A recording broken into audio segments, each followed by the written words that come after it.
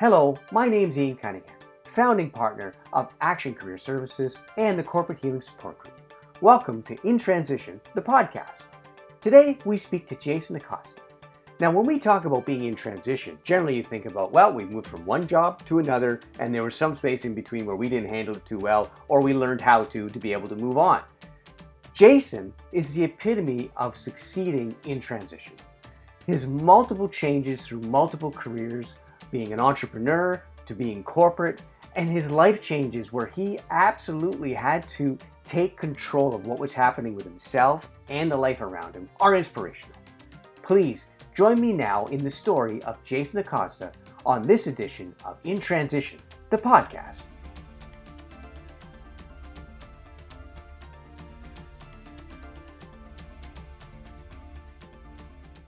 Welcome to In Transition, everybody, the podcast. My name's Ian Cunningham. We are joined by Jason Acosta. Jason, what's your title again? You just told me and I forgot. Life strategist coach. Life strategist coach, exactly. I knew it was coach, I just couldn't remember the life strategist. And joined by my partner, Stephen Edwards, as well. Hi, everybody. Stephen here. Good to be back with you all. Yes, thank you for joining us on In Transition. And I wanted to talk to Jason because of when we talk about being in transition, it's about change. And it's about changes in our lives and changes in how we think. And I think Jason really epitomizes that transition and that evolution. So first, and there's stages to each one in your life, Jason, which I'm going to address individually. But feel free to jump around any way you want. It's your story.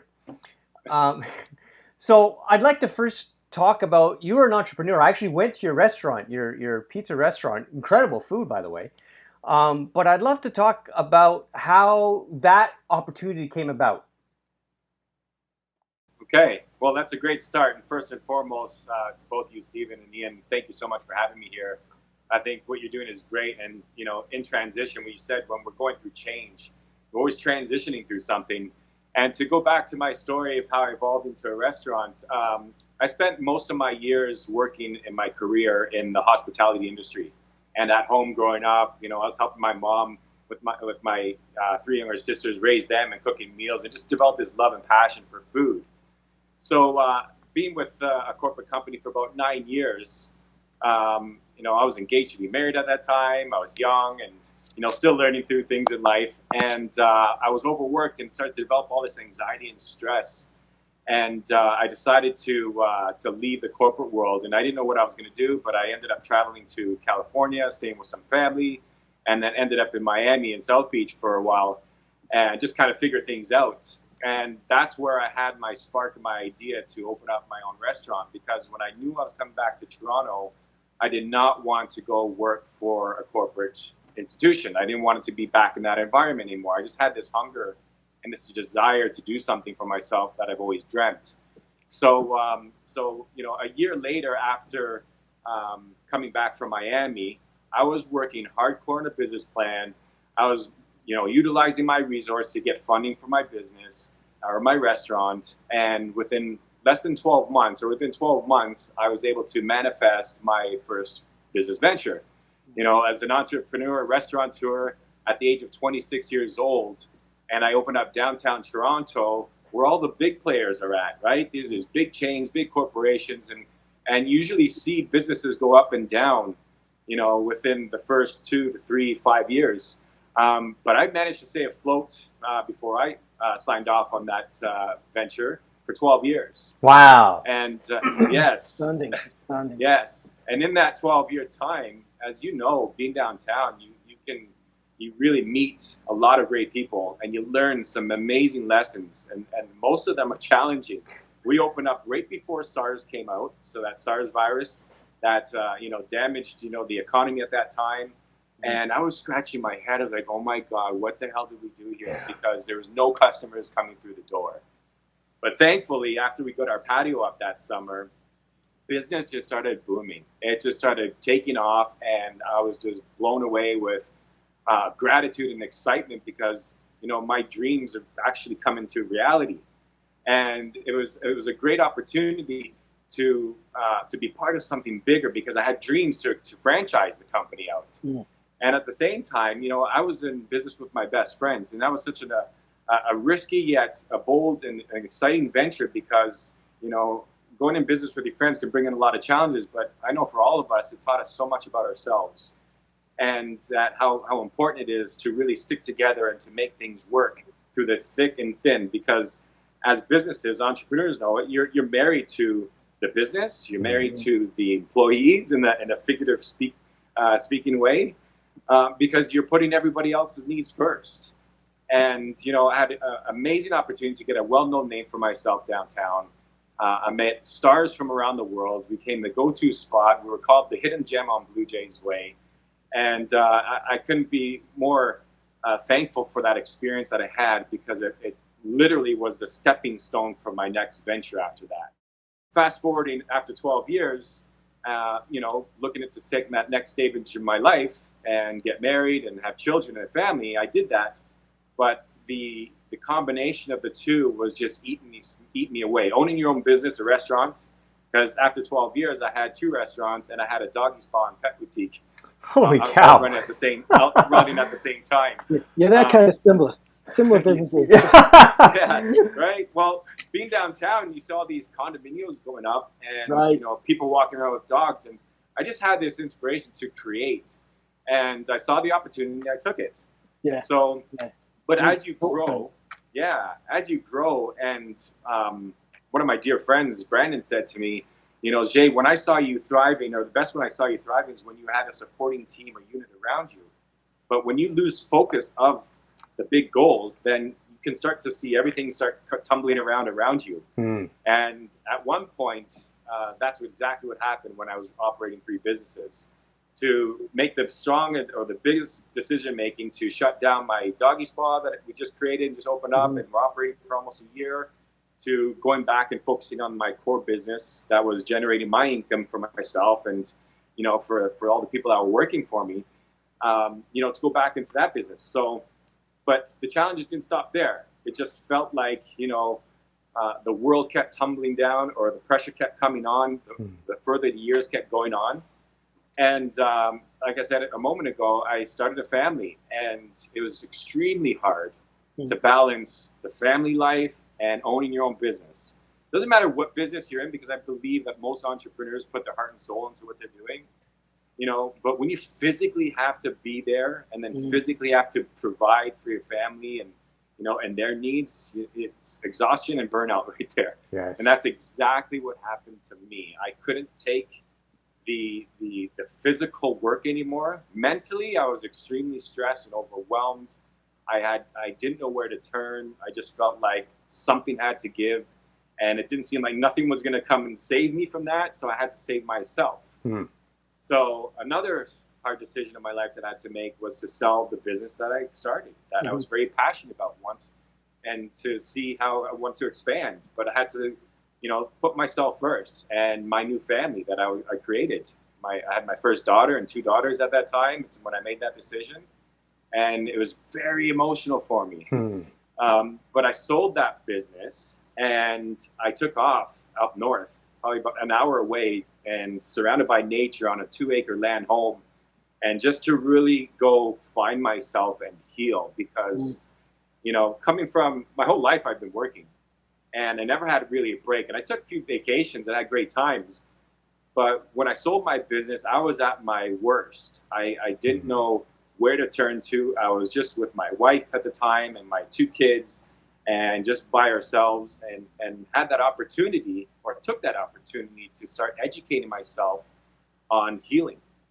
And I've always been in tune with energy healing. I was a Reiki healer before I moved out to Caledon, but I really tapped into further modalities to help myself through and overcome what I was going through. Because emotionally, selling my business, parting ways with my best friends, and that a life I was living was very difficult.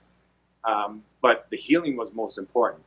The first start of my healing journey was working on my health, because I was a wreck. I was eating a standard North American diet. I was dealing with chronic pain. I was a functioning alcoholic at that time, and coming to a place where I don't drink anymore. I'll have a random with a social friend, and that's in a very blue moon, especially over COVID. And started to take care of my health. And through that started to give me the clarity about the emotions that I was carrying on my weight. Because when you part ways with something, whether you lose a job or you have to quit, you get fired, or you lost a business, especially during COVID, so many people lost their business. There's a time period where you need to go through some grief and forgiveness for yourself to really think through of what really needs to focus on first in your life. So I knew that my health was most important. The emotional aspect, it started to come second, and then just started opening up my energy and my happiness and joyfulness, where I started to create again. Interestingly enough, I found myself back into the hospitality industry. I started to have this creative idea from all the healing that I did and the nutrition that I stumbled upon, that I created a corporate catering company. And I specialized in plant-based nutrition and vegan dietary restrictions. So that was another amazing time in my life, because one, the uncertainty of an unknown of launching a new business, and not having a team around me to support it. I was doing it all by myself and getting started, reaching out my contacts, and to going within 3 months, having sustainable income that that was able to sustain myself and my family for over 3 years. Wow. So, and within that time, I did a lot of life coaching, because I was so in tune with this healing through food and nutrition, that I attracted, some great people that I was able to help influence change in them, and start seeing amazing results in their life. So, and that's kind of how I stumbled upon coaching journey. But then I found myself, after the 3 years, overworked again. The same story when I was burnt out, exhausted, working out by myself, and, just managing, to sustain myself, because I had three, and I had my third child, my boy, and then my other boy. So I had 4 kids at this point, running this catering company and coaching business. And again, I was like, I can't do this no more. I was getting completely burnt out. I was getting frustrated. I was short with my kids because they wanted my attention, and I wasn't able to give them that undivided attention that I so desired to do when I had children. So that taught me, again, going back to mentors. And when you're in transition, that's one thing that I've always done, is reached out to people who've gone through the challenges and been through the trenches and how they've overcome it.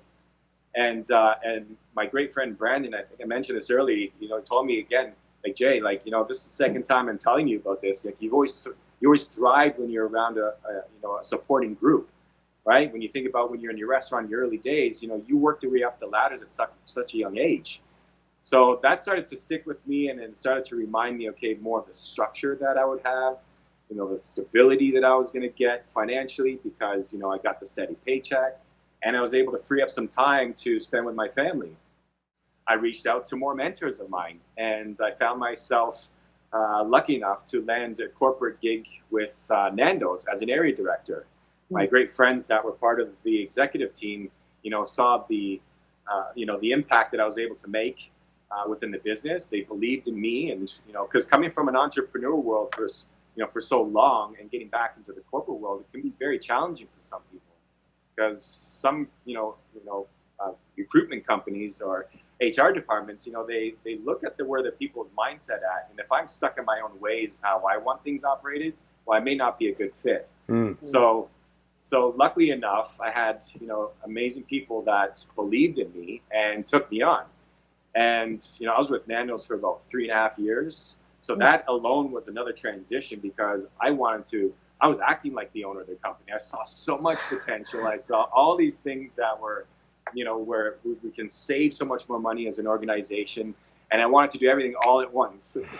And, being with Nando's at that time, it was a great opportunity for me to coach and work with people that are striving to get ahead and to work their way up the corporate ladder, to gain more skill and knowledge, to grow and to be in a better place for their families. So I was so humbled to have that role and to be able to do and help change lives, at an operations level, and, with that organization, it was growing so fast, and within growth, as we know, it can bring also a lot of challenges. If we're not set up, to sustain that growth, well, then we're going to get burnt out. People get you overworked, and people, you're working late hours, and then you fall victim of, procrastination, and then that procrastination turns into self-doubt. Yes. And that self-doubt turns into fear of like, oh my God, I have to step into a room with my executive colleagues and to present my numbers, and I'm like sweating buckets over here because I didn't have my stuff together. I was falling out of balance again. There's 4 things that I talk about that's very important that's helped me is managing and balancing my 4 pillars, which is my mindset, my health set, my heart set, which is my emotions, and my soul set, which is my fun and my spirit. But that started to become unbalanced again.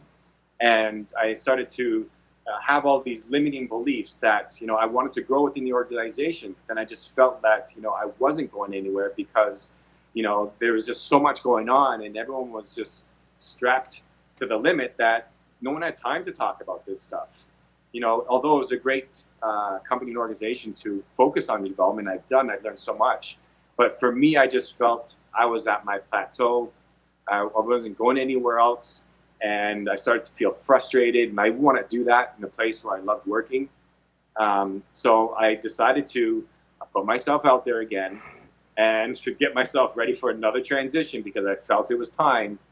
And I ended up working with AmeriSpec, which was a home inspection franchise company. And I was hired as the business development consultant, which I ended up filling in the role as the brand leader of Canada. And, working with over 35 franchise owners across Canada. Again, right up my alley. I loved working with people and business owners. I was able to coach and to develop strategies and plans to help them grow their business and the organization. So it was such a beautiful experience to be part of that. But then, I was there for about a year and a half. And in that year and a half, my personal life started to really take toll on me. Right. My relationship with my ex-wife was coming to an end. And in 2019, we got separated.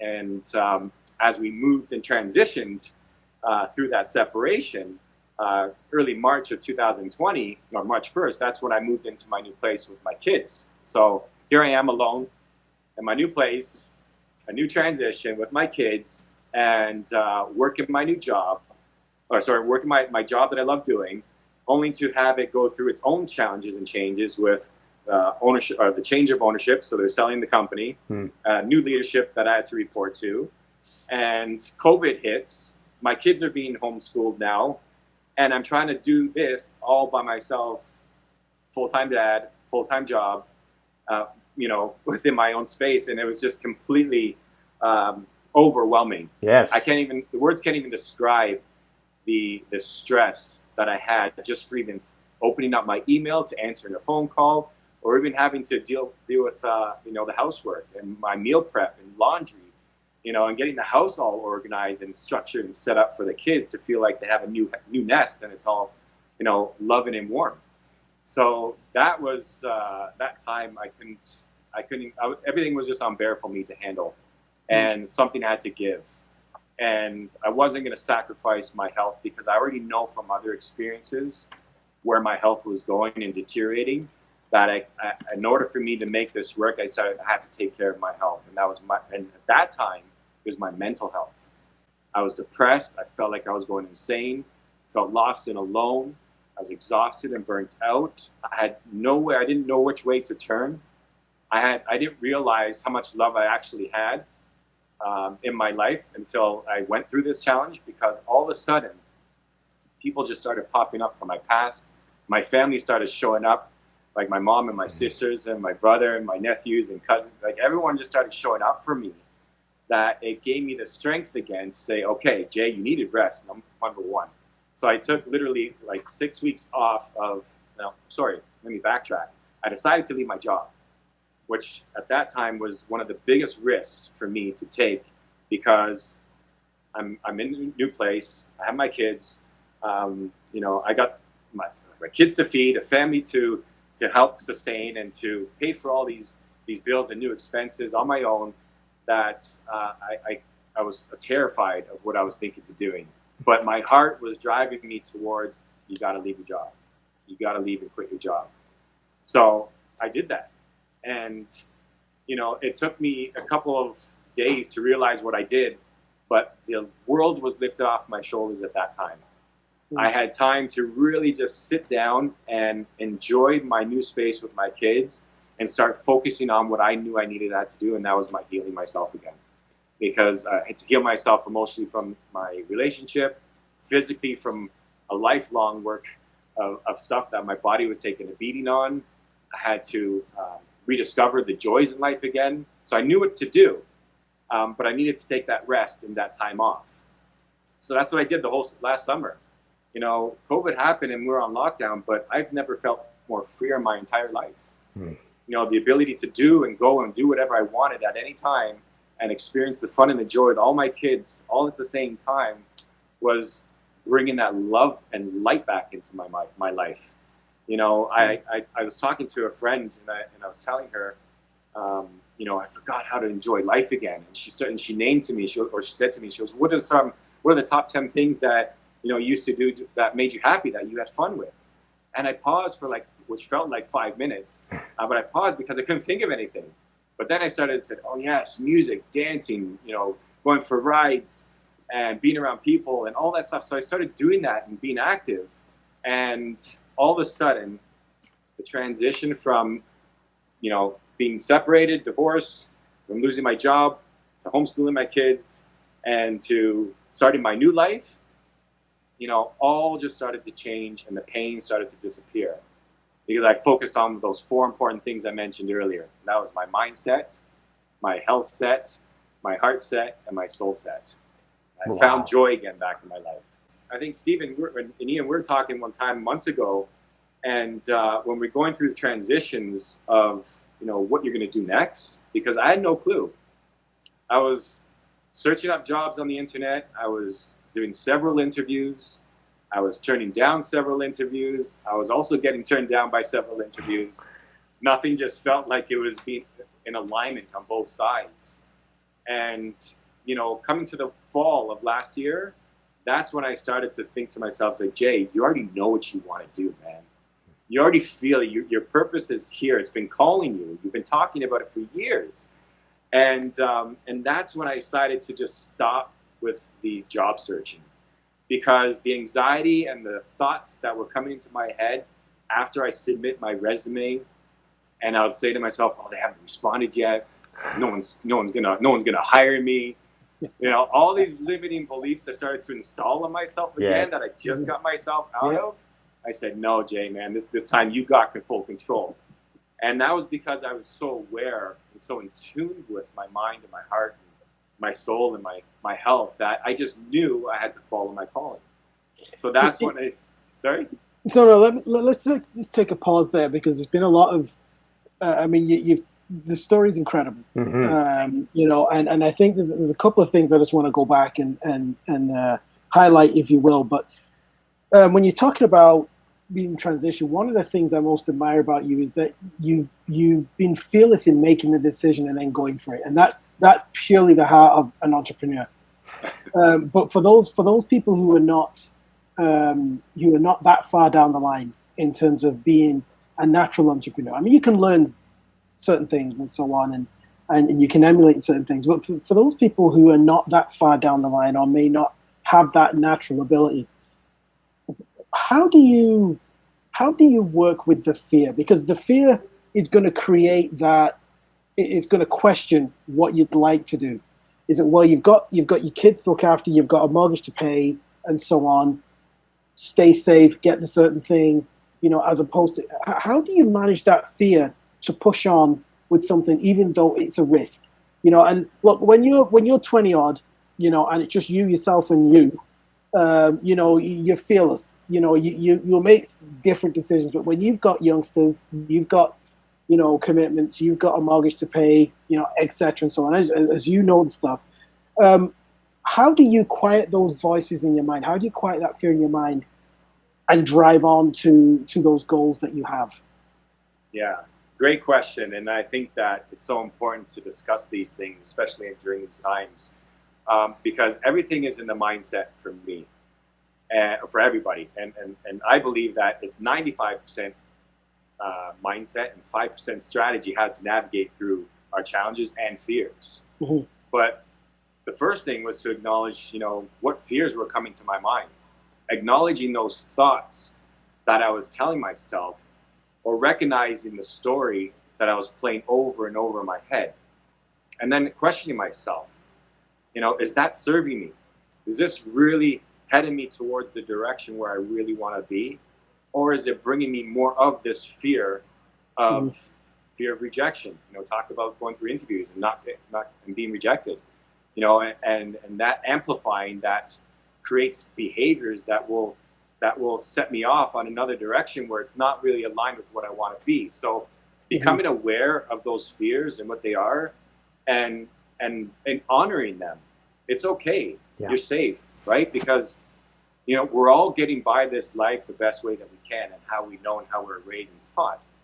So, and one thing we never taught is how to manage through fear, right? We all hide that and shelter that so well, and we put on this mask or this armored suit that everything's perfectly fine, right? But deep down inside, for me, I was terrified.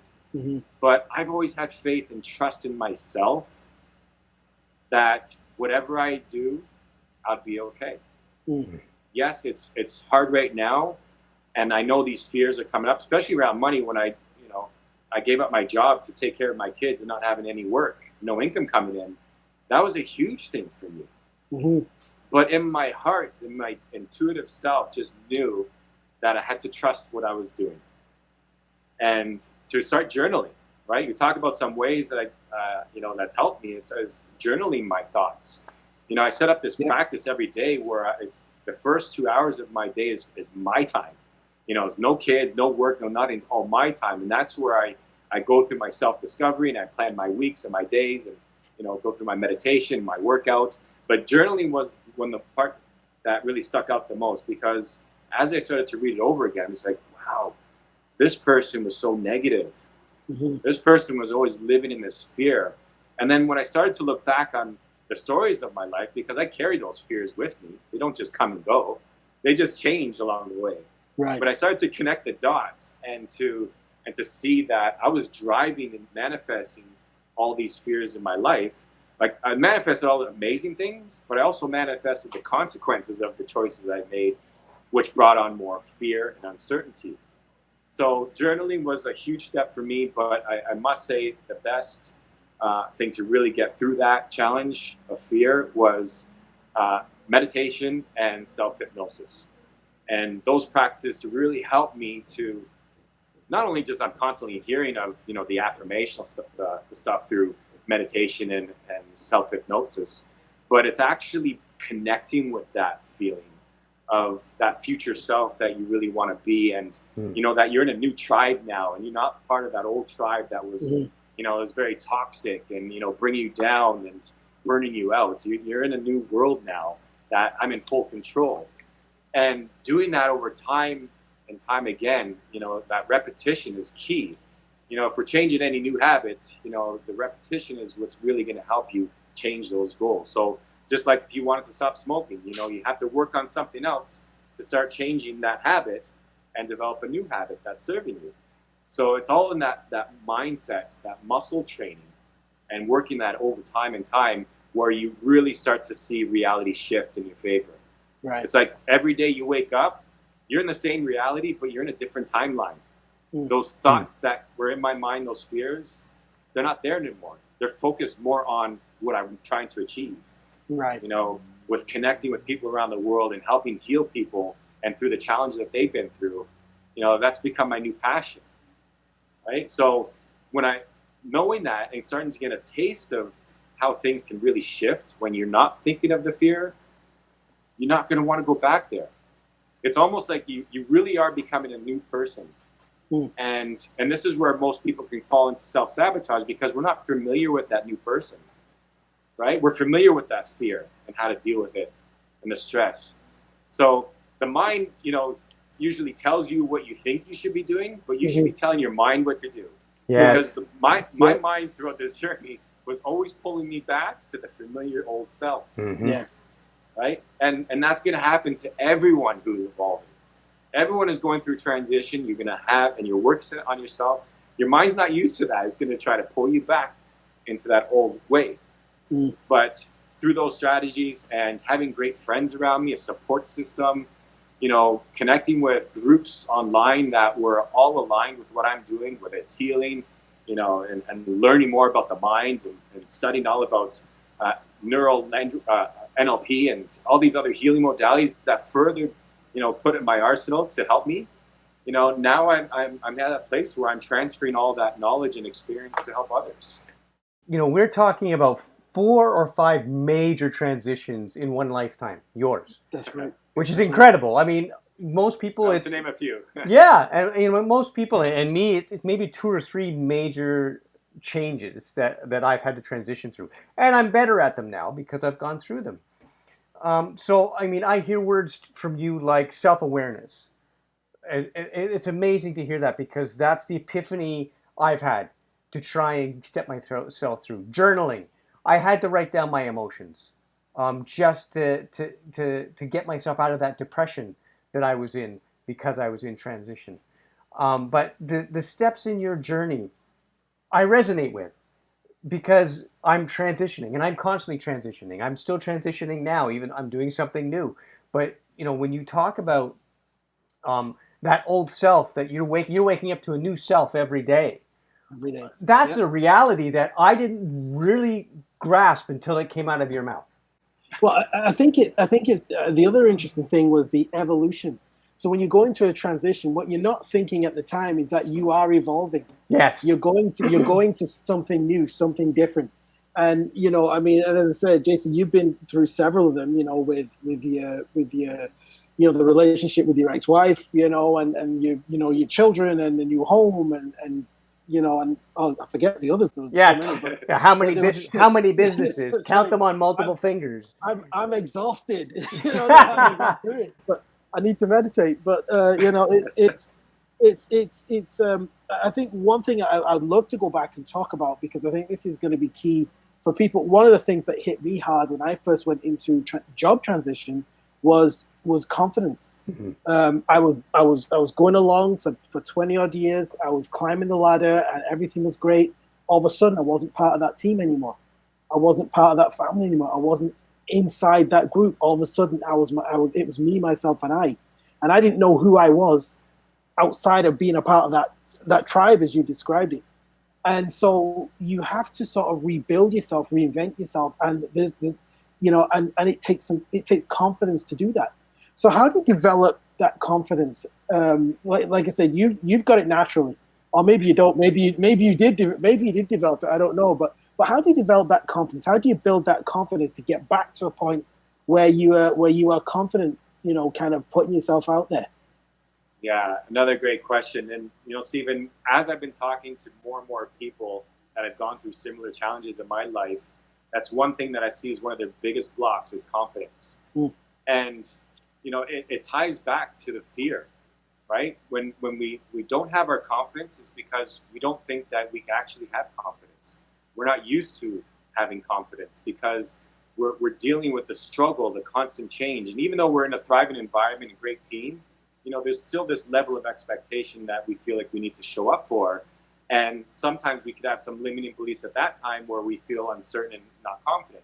Like when I was in the boardroom, the executive teams, and have to present my numbers, I knew my stuff, but it just, for some reason, the fear was bringing my confidence down. Right. And it didn't allow myself to truly shine or to deliver, my reports or how I really wanted it to, because, that fear was pulling me back. But, going back to that mindset and, the 4 pillars of taking care of myself, because my health and my emotions, as you lift that weight off your shoulders or shed all that stuff, you become skinny. I'm going to say, because we're carrying all this weight on ourselves with life, that when you start taking it off, you look at yourself and you see yourself differently. And I started to see myself differently and seeing the change in myself. And then people started to notice this change and they started to get inspired by it. And that, along with my self-care practice, just started to boost my confidence, because going back to the trusting and knowing that whatever decision you make is for the greatest good that you decide. When I made that decision, I put all the trust in whatever you want to call it, in God, in the universe, or my higher self, that I knew I was going to be okay. And then things just started happening. And I started to educate myself more on things that I wanted to learn, especially about the function of the brain, how it works. And then start to develop more confidence just naturally, because I was keeping myself in that lane, right? We can ride in this lane where it's familiar, right? Like I was talking about earlier, or we can ride in that new lane where it's unfamiliar, but yet it's exciting and it's new and it's challenging, but yet, it's growing. We're growing. And I started to notice my growth and connecting with people online around the world and hearing their stories and just sharing mine. Like the amount of people that have said amazing things to me about how I've helped them and helped them through their transition, or just gave them what they needed to hear to get unstuck. Like that started to boost my confidence. So stepping into what I believe in my purpose, and doing the healing and doing the work, the inner work, healing my inner pandemic, what I call it, allowed me to step into my comfort and being confident. Right. Because I knew I had all what it takes to do what I was doing, what I set myself out to do. I knew I had all the strategies, I had all the education, I had the life experiences, but my confidence that I was lacking, maybe 4 or 5 months ago, was putting myself out there, right? I started putting myself out there on Facebook and telling my story. And I've always lived a private life and didn't like to talk about my stuff, because I always put up this front that everything was amazing, right? My life was perfect, but it wasn't. And so once I started putting myself out there, and the response I got, just reminding me is like, yes, okay, Jay, you got this, right? You are confident, and that comes along with the self-hypnotherapy that I was doing, and the meditation. Is I'm embedding that into my mind, recoding my mind, creating highways of I am confident. I am confident, and now it's just a natural who I am, right? I've re-identified myself, and I found my purpose and my mission. So I think that's where all that in a nutshell is what really brought my confidence back. So I don't want you to give away super business secrets. I don't want you to I want people to be able to connect to you is what I want. I want people who are listening to this and realize, oh my goodness, this is exactly what I'm feeling, to be able to reach out to you. But if we could do just, 90 seconds, 2 minutes, 5 if it takes, 4 pillars. Just simple keys to the 4 pillars that I could check myself in the morning when I wake up. Absolutely. Well, the one thing is that you need to set aside time to focus on your 4 pillars, on your mindset, your heart, your health, and your soul. And most people talk about they don't have time, but you do have time. We're just distracted by too many things. We're not scheduling that time. So in the first 2 hours of my day is where I get everything all that done. I focus on my meditate. I do a workout. I break a sweat, and I focus on my meditation. In my meditation, I'm going through all that stuff that we just talked about and changing the mindset. And then I move into my journaling and my planning of my day. So that's my first hour that I just knock out, and I'm completely fulfilled. I have energy, and I'm ready to start my family pursuits. So that first hour of the day is one thing there, because that's the mindset and your health set. Focusing on your, getting your body circulated and getting that blood flowing through your body, and releasing all those good feel chemicals that you need to be successful throughout the day. That's my health and my heart. So that's my health and my mindset. With my heart, I use ART. ART is accelerated release technique. It's a healing modality that I've learned 3 years ago, and I've worked with clients on, where we discover the blocks and limiting beliefs, or any emotions that are rising to the surface, and even life events where they're tied to, and going far back as even past life events. And neutralizing and clearing that energy, because I had a curse on me from my past life with anger and resentment. And over my last transition in my marriage, that's all I had was anger and resentment. I couldn't shake that. So that healing modality really helped me to release that energy and doing things that I love again. Right? When I talk about your soul set, is doing things that you're passionate about. Going out to taking road trips and being out in nature, laughing with my kids, watching them play, and then jumping in and playing with them. Yes. Yeah, right, Ian? being happier than they are. Yes. And Yeah. so all working on all those four things is really on a daily basis and consciously, because when you step out of the unconsciousness, your subconscious programmings will run your life for you, right? But consciously, you have to make this work for yourself. So being persistent and having resilience to work on your four pillars on a constant daily. Yeah. Like there's no negotiating that. That's your number one job in your life. That will, in long term, bring you more value than any job you've ever had pay you. So, because the greatness that you can do when you're showing up as your best self, you become radiant to the audience or the people around you, your children, your colleagues, your people that work for you, work with you. And then they start spreading it. And that's what I found where the secret is of a manifesting and creating an abundant and extraordinary life. It's incredible because the four pillars, when you go into transition, your first reaction is, I got to find a job. I got to get back. And whether it's with your own company or whether it's somewhere else, your reaction is all of your thought process and your energy goes to, I got to find a job. And you described earlier, which I think Ian and I were chuckling at because we've gone through it too, was, you're doing the resumes and you send them resumes out and you're getting interviews and people aren't responding and what the hell's wrong with them? I'm great. Am I great? Or maybe I'm not so great. Yeah. And you go through all the stuff. So I think one thing that you said with those four pillars is, I'll say to anybody who's going into job transition or any transition, is you got to focus on you. Because if you don't focus on you, and this is very clear in what you've been saying and throughout your journey, if you don't focus on you, how you show up in front of other people, it may not be how you think you're showing up other people, which then explains why things aren't going the way you would like them to. So I think that's something that I've certainly taken from what you said in terms of the mindset, health set, heart set, and the soul set, and taking that time every day to focus on you. I had a life coach who taught me the same thing: is every day do something for yourself that you love. One thing, could be half an hour, could be an hour, but do one thing for yourself every day that you love, whether it's reading, writing, running. I don't know about the running, not for me. There has to be goalposts on a field for me to run. But just do something for yourself, and that's one thing that comes across very, very clearly in your story, Jason. That I'd like to highlight for the listeners, for the viewers, for anybody, is if you take that time to focus on yourself, other things slot into place. Yep. You now start to show up the way you want to show up.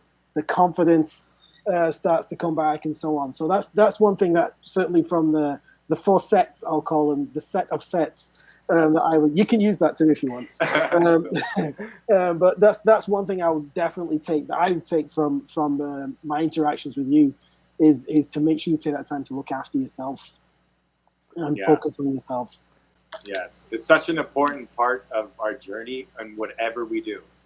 However you want to be and show up in the world, take care of yourself first. Mm-hmm. Because in a career, you can get sucked in and you can be taking care of everybody else but yourself. Yeah. And a family in a marriage, you can take care of everybody else but yourself. And with your friends and the people outside of the world, you can take care of all of them and always be there to give them advice and guide them through their challenges. But if you're not taking care of yourself first, it sounds selfish or may sound selfish. It was for me at first, but I realized it's a selfishness that I'm okay with. Yeah. Because that is one thing that I've learned that with anything that you do in life, following those four steps or focusing on those four sets is really going to set yourself up for setting yourself up for your goals and to hitting your goals and your targets on whatever you're doing, whether it's getting a new job or a new position, a loving relationship, or start a new business. Anything that you're doing, you need to have a clear mind and heart and soul and to be physically and mentally ready to show up for it. Because if you're not, you're going to find yourself sitting on the couch watching Netflix. Or not saying there's anything wrong with that, because I don't mind a movie once in a blue moon. But I don't subscribe to any of that stuff no more because it's not important to me. Mm-hmm. Yeah. What's important is the things that I'm working on that are going to get me closer to where I want to be.